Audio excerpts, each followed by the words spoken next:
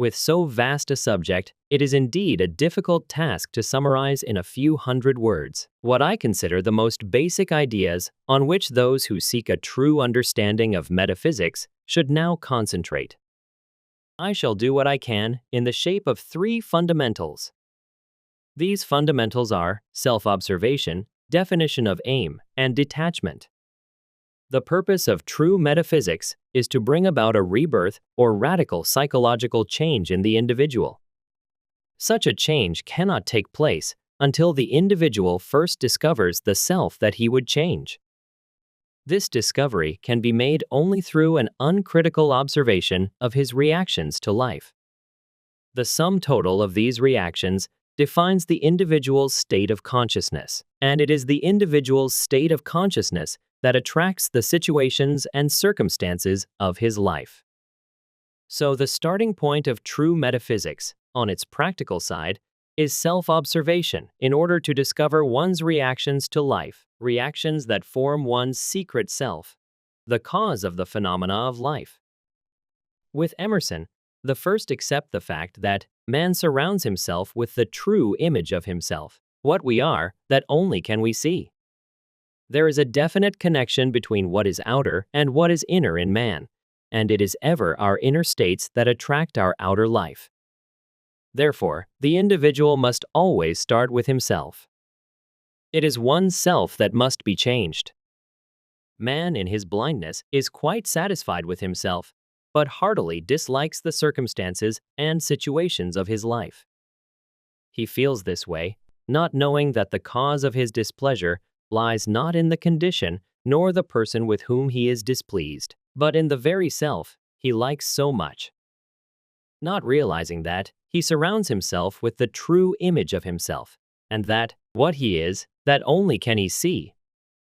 He is shocked when he discovers that it has always been his own deceitfulness that made him suspicious of others. Self-observation would reveal this deceitful one in all of us, and this one must be accepted before there can be any transformation of ourselves.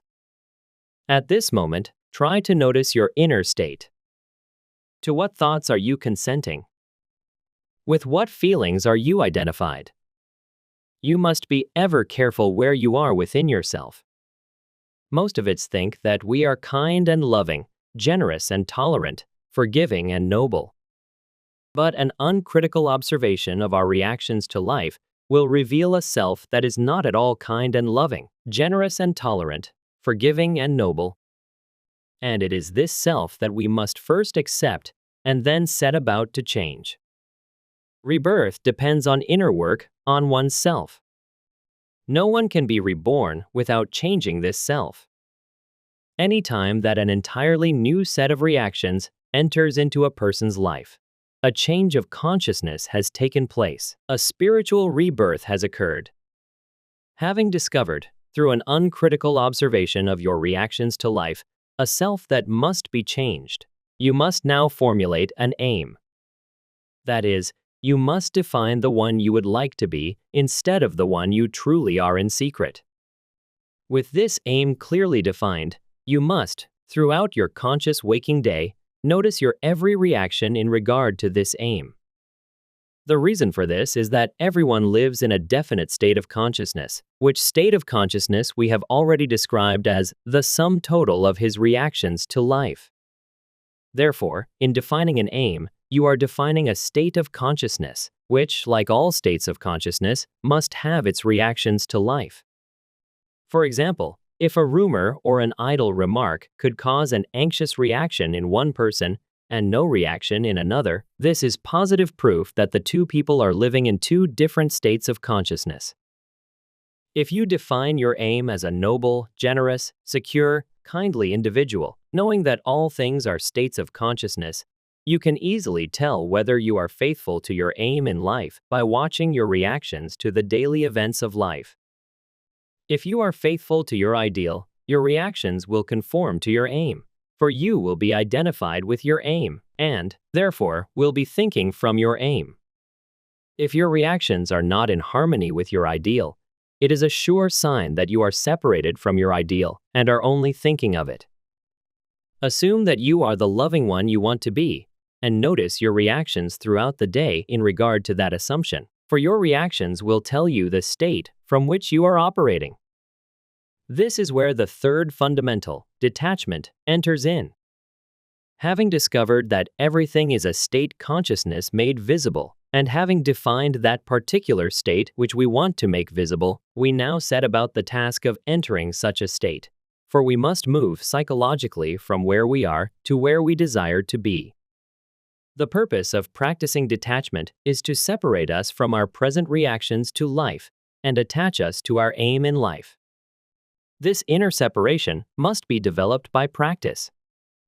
At first, we seem to have no power to separate ourselves from undesirable inner states, simply because we have always taken every mood, every reaction, as natural and have become identified with them. When we have no idea that our reactions are only states of consciousness from which it is possible to separate ourselves, we go round and round in the same circle of problems, not seeing them as inner states, but as outer situations. We practice detachment or inner separation that we may escape from the circle of our habitual reactions to life. That is why we must formulate an aim and constantly notice ourselves in regard to that aim. This teaching begins with self-observation. Secondly, it asks, what do you want? And then it teaches detachment from all negative states and attachment to your aim. This last state, attachment to your aim, is accomplished by frequently assuming the feeling of your wish fulfilled. We must practice separating ourselves from our negative moods and thoughts in the midst of all the troubles and disasters of daily life. No one can be different from what he is now unless he begins to separate himself from his present reactions and to identify himself with his aim. Detachment from negative states and assumption of the wish fulfilled must be practiced in the midst of all the blessings and cursing of life. The way of true metaphysics lies in the midst of all that is going on in life.